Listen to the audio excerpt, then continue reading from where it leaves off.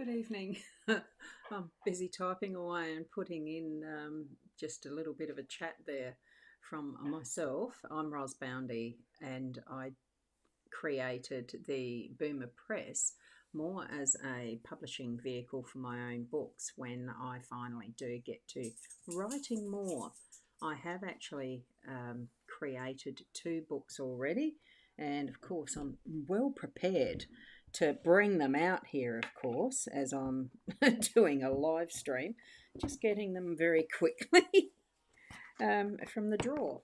So these are the two books that I've created. The first one is What Peace Is With You, that I've written around, the acronym PEACE, and really finding that is your inner calm, the inner peace.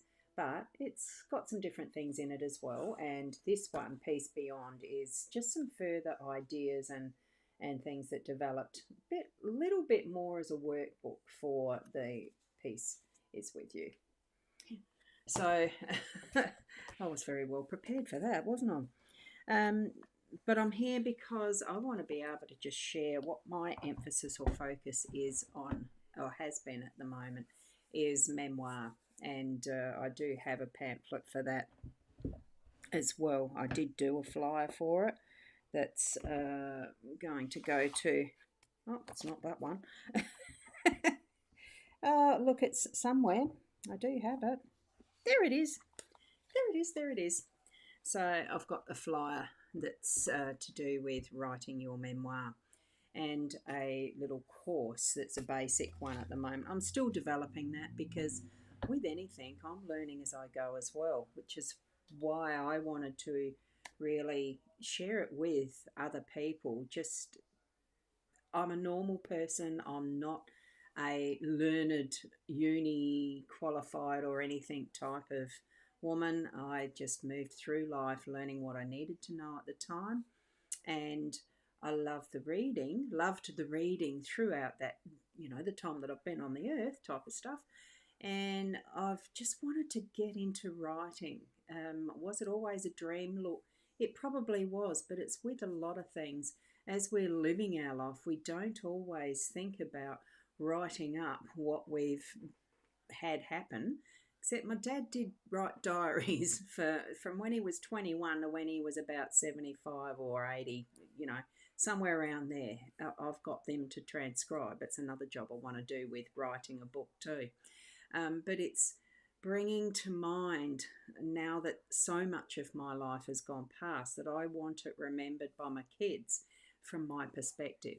Not as a history, but just as observations and stuff. But part of that is actually having to write it down and put those thoughts to paper, which I have been in previous episodes of this. I haven't numbered the episodes, I haven't been that organised for that.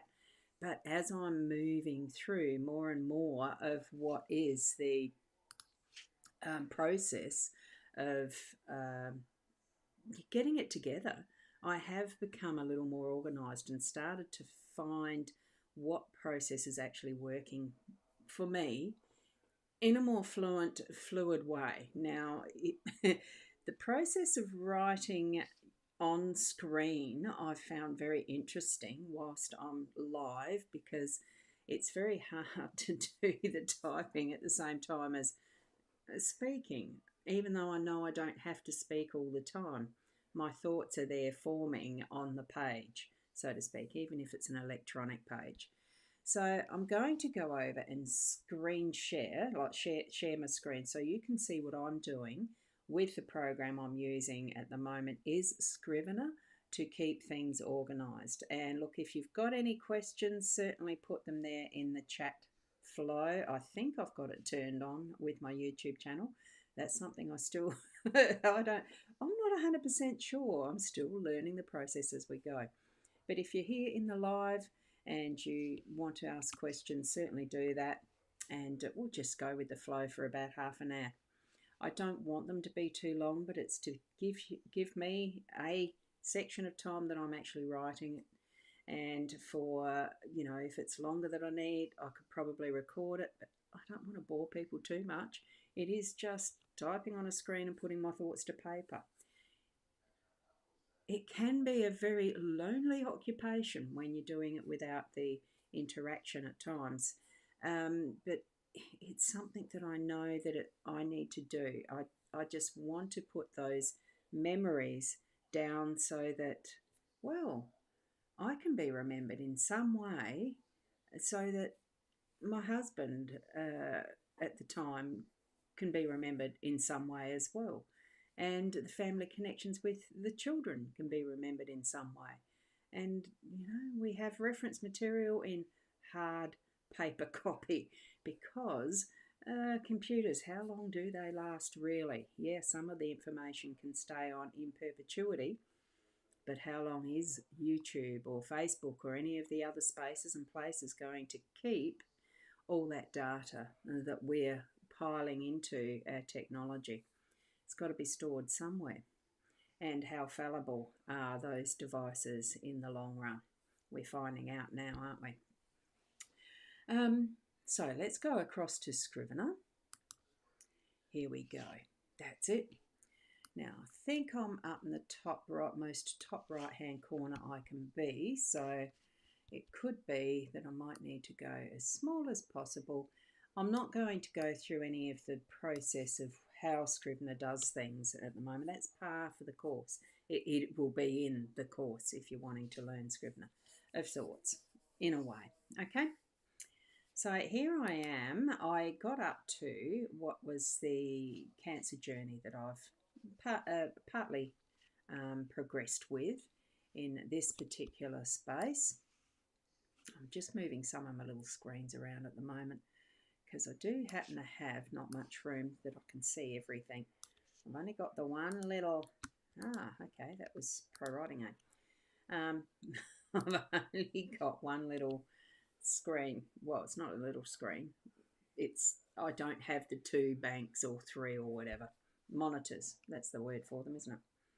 So I'd gotten up here to what is the part of the chapter. Here I'm at the chapter 5, that is the maturity age. We're looking at the twilight years, and I'm in a chapter called chapter 5 that's maturity.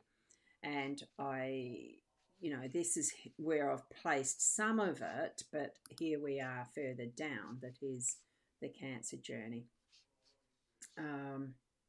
And the factor of, well, we're too frightened sometimes to actually talk about some of the life issues.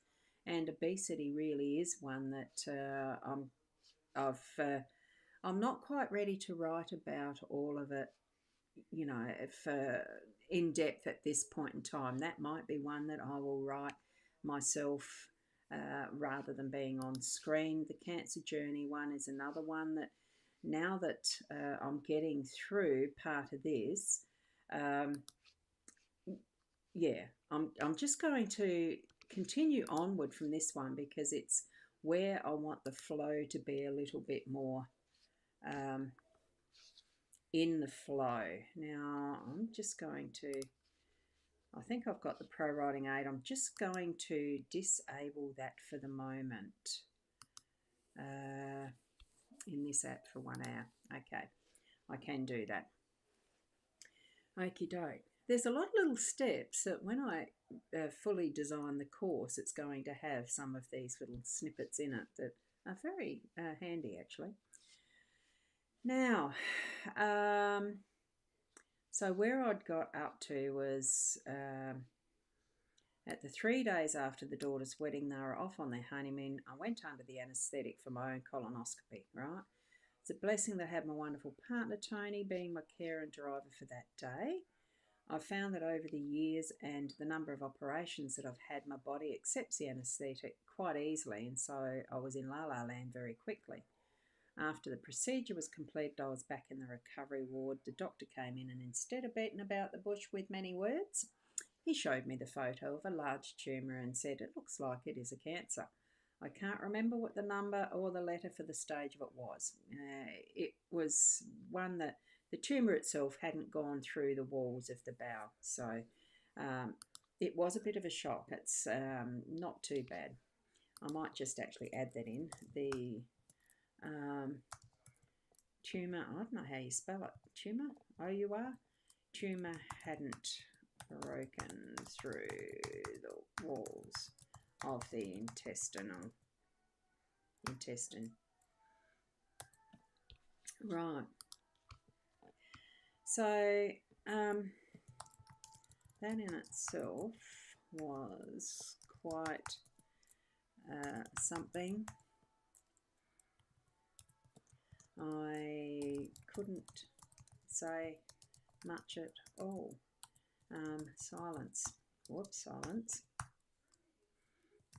And just the look that passed between Tony and I was enough.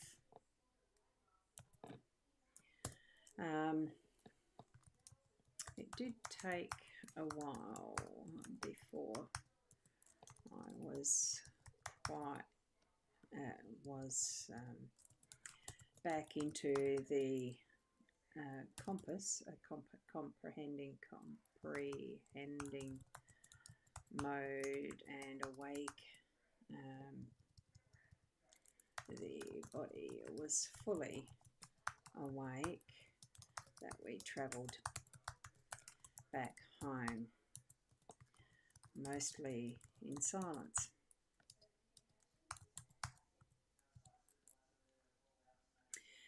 Now, from that time,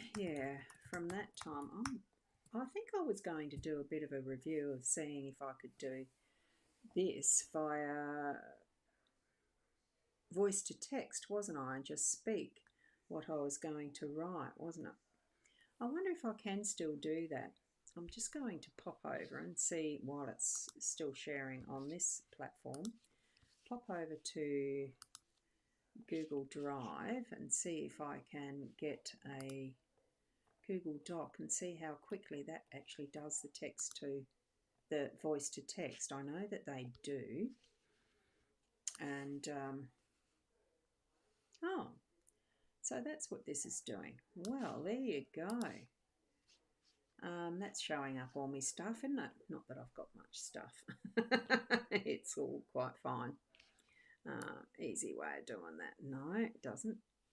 No, well, that's all right. Let me have a look. This screen sharing is actually screen sharing. I'm just going to see if I can change that. No, I can't. Oh, there you go. That's all right. Now, as far as I'm aware, I think this happens in there if I do tools and a accessibility. Is it that one? It should be nice to know. Voice typing. There it is. So it's the little Command, Shift and S. So it's speaking. Click to speak. And there we go. Allow while visiting the site. Okay. So what I'm needing to do is to just speak. Next paragraph. Does it do that? Yeah. Next paragraph. Okay. After I'd gone to the, after I'd had my colonoscopy, it ended up that, yeah, there was a positive to a cancerous tumour. And once we'd got home, we did sort of have a bit of a chat about what was the next step pretty much. And what I ended up having arranged was an appointment with a surgeon and with an oncologist. And no, the oncologist came later. So next paragraph.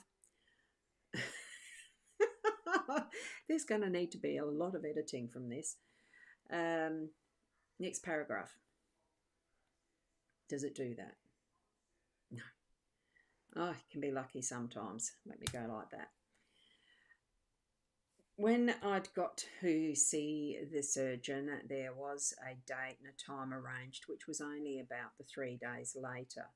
I saw a wonderful surgeon called Dr. Watchow, and it was a fairly easy process to understand what was going to be done as far as the surgery goes. I'd gone through that process many times before with other surgeries that I'd had.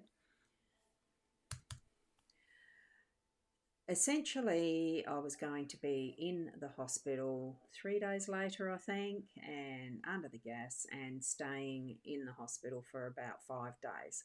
And that's pretty much because I'm a high risk patient as far as my other health issues to be able to do it locally. So, anyway, we had the surgery, and one of the things that I didn't fully understand was the possibility that once the section of the intestine, which was the descending colon, was removed, that it would be rejoined. I just thought that's all that would happen, but apparently there was the possibility of needing to have a stoma and the a bag. Now, I didn't hear those instructions quite properly. So, what I ended up understanding from all of that was I was just going to go under the knife, the section would be removed, it'd just be joined up as usual with a small scar, and I'd go home for 5 days later. Well, when I actually woke up from the surgery and was back in my room, I can't remember being in the recovery room from this one because I was first put into intensive care and woke up from that in the room, I think. Some of that is even still vague at the moment. I know it was a huge surprise to find out that, yes, I did in fact have a stoma and this bag hanging off my gut. So, huge surprise. And of course, you cope with that as you do. I found during the stay in hospital that it was quite a challenge to go through the um, the way to manage a stoma and the bag changes and how the full process actually worked. That in itself was quite a shock, and it took a little bit of time, and I suppose that's part of the extra time staying in the hospital, but it's also the fact that there was scars to heal and that sort of thing. And knowing that I was in good care, it certainly lifts your expectation of what might be a yucky situation, but in that respect, it did help brighten the factor of having had that tumour found before it was too late to deal with properly. Yep. Some of what is life's worst situations you really find out can be the best situation because it was discovered early. Now, part of what was a little difficult was to actually keep the fact that I was in hospital a secret from the daughter who was still on honeymoon. What does that say? Yep, some of what? I'm going to just go like that for that one. It is still going voice, is it? Let's see, is it? No, that's interesting. Let's go do that again. So we're starting on voice again. Yes, good. Part of the difficulty as I was recovering was keeping it secret from my daughter and son-in-law, new son-in-law, because they were still on their honeymoon. So it was just on the end of my stay. They did come back home about 2 days before I left the hospital. So they did come to visit whilst I was in hospital, which was really a lovely thing in that respect. It was a surprise and a shock for my daughter, but at least they'd had a wonderful honeymoon. So, oops, I've done it again. Hold on. This isn't too bad a method of doing this. So what I'm going to do is I'm going to copy this across and see if I can do this across and directly into the scrivener. Right, we'll see this here, and can you see where I'm sharing my scrivener? No, it hasn't switched. Oh, that's interesting. It should actually go back to the scrivener as the screen sharing. Screen sharing, source. Let me have a look at that. Interesting. I thought I was sure I had done this properly last time. Google Chrome Scrivener. Oh, that's how I switch it. Oh, learning a few things as I go. It's a different way of doing it. Right, we're here. I'm just going to go paste. Oh, jinkies, that's big text. Oh, goodness. Right, so from here, when it gets to the point of, oh, God, I think I only do them at 12, don't I? Is that the size that I'm doing it? 12, yeah. So here we go. I'm going to do this and highlight it so I know that's where I'm up to with this one. Okay. That's going to save me doing that is going to save me doing anything regarding typing. So now I'm going to have a practice run at this. I'm going to go back to Google App. Oh, this is actually good. Good to have this practice. Okay, now, once, I'm just going to do a marker here. Hold on. Go there. And I think I can do text color being a red. Oops, do red there. I'm just going to do that. And I'm going to start this again.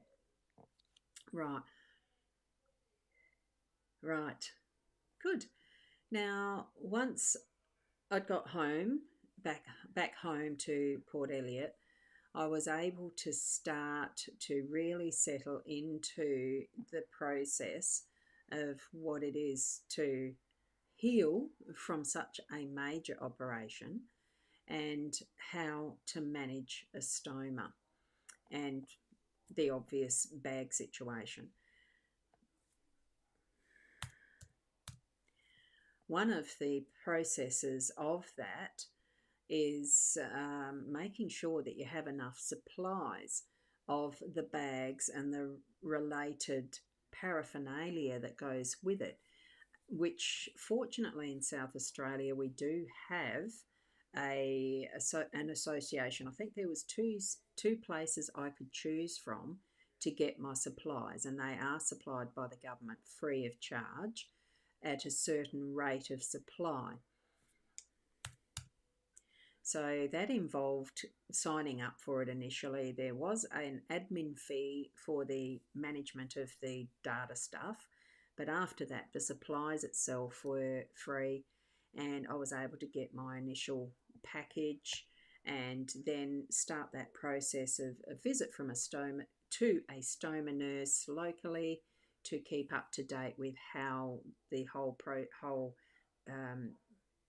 the body was working with it, because there certainly is issues with it to start with until I got into a flow of really managing it comfortably. It was an interesting process initially because of the pain from healing, the body healing itself from the incision scars, all that stuff. But it was also that process of finding out what sort of food that you can actually eat, because with a stoma you really have to chew your food extremely well, a lot, so that it is fine enough that when it does move through the digestive tract, that there isn't too much that is lumpy. So one of the things I was warned about was nothing much with seeds, especially sweet corn, possibly tomatoes, possibly some other foods which I've forgotten about now. Okay.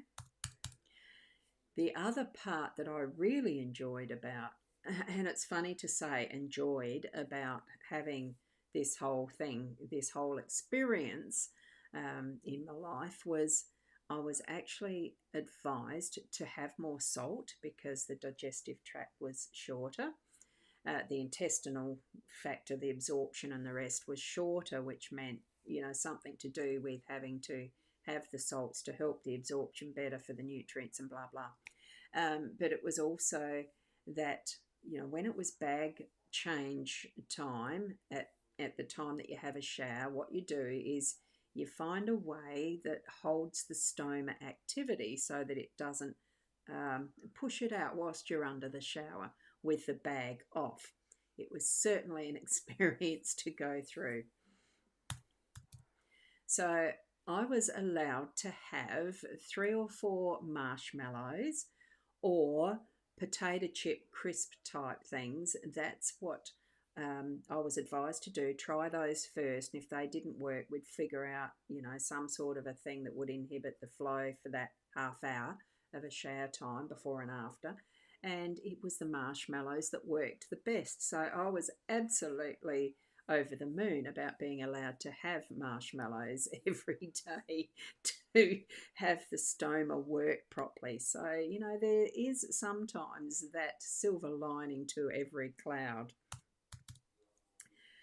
So, and it was quite a journey. I was able to I joined a Facebook group that was for ostomates because that's what a person who's got the bag, stomas in the bags, wherever it is, because it's not just an ileostomy or a colonoscopy, there's other forms of it. And I learnt all that as I was within this wonderful private group that could share what they were going through. So it was actually quite a really wonderful experience to share that camaraderie with others going through the same thing. So my experience actually lasted from the November when I had the operation to the next February being able to go through a reversal because it wasn't needed to be a permanent stoma. And I then again, of course, needed to go under anaesthetic for another major surgery to have that whole section and area reversed. So, that's not doing anything there. So it's within this private group. Right, let me hit that microphone again. Oh, something didn't work right there. Why was that? Right, here we go. I'm just going to go back down to here. Okay. Well, it looks like that's about enough time for that tonight. I'll follow through with that and do the copy across and all the rest to the scrivener. It actually looks like it can be that easy to dictate memories, to really put thoughts to paper. So I'm actually very pleased with how that's worked out for tonight. So if you've got any questions that you want to ask me as far as that process and how it's going to marry together, and we'll get to some editing at some point, but I'm still wanting to put a lot of my thoughts into the draft manuscript, the first draft. It's going to take some time, and if you'd like to join me for each Sunday night, well, through December it's only going to be the next 3 Sundays, because I won't be here for 3 weeks. The Christmas period I won't be doing them, not regularly as a live stream, but you can certainly join in while I put this out to my Boomer Press channel. And I do have a community group that I have that you can join in as well for free with Boomer Press. I'm just going to get those links, get the link for that. I do have it here somewhere. I've just got to find it. And it's not that one. Boomer Press. So I've got it here. I link for the community group. The Boomer Press community group. Now there will be some rules around this. As much as it is free, I still have right to veto, right of veto, or whatever it's called. Okay, so that's the community itself is going to be a free community. I'm preferring to set what I do up in space that I have paid for instead of having the potential for social media groups or otherwise to shut you off with no explanation, which has happened to quite a few friends of mine. So that's the reason why I'm setting up in my own little community there. So welcome to join, and look, hopefully I'll see you next time as a live stream when I come to get. And Wednesday nights I do just come right with me, and Sunday nights it is memoir focus. Okay, so thank you very much for joining me, even in replay, and we'll see you next time.